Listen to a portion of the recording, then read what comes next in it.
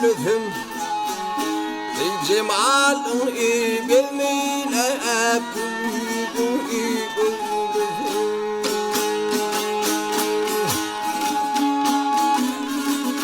ey almadık aldım ele kaldım koyna gidilizim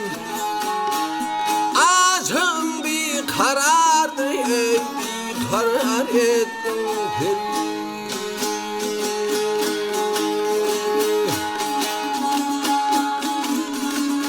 ey ulilen utunu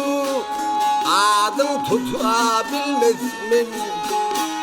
tasım evim balın anişim ana bilmezmin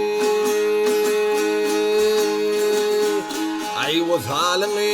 ağlasım ay ağlattın bilmezmin ağzım bir karardır ey ay hıar ettin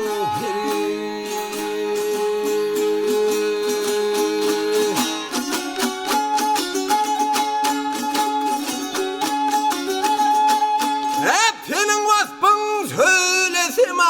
ay acep gelir dillere ey göğe el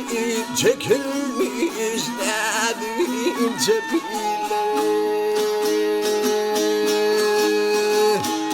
ey bizi buyur da koyup hocan yar ey gitsim alsa ilere ağzım bir karardır ey ay hıar ettim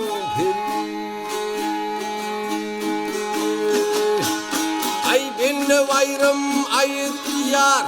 çıkmadı bu şirin zan asla diva yadı erda doymadım kırnışanı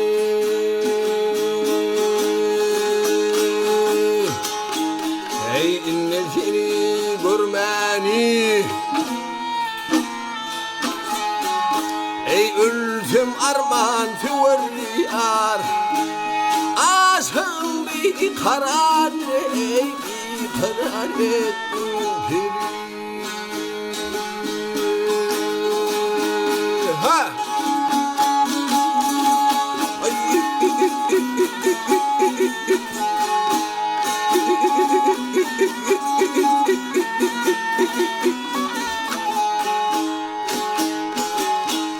ey inne seni görmeni ey ölsem arman tüverriyar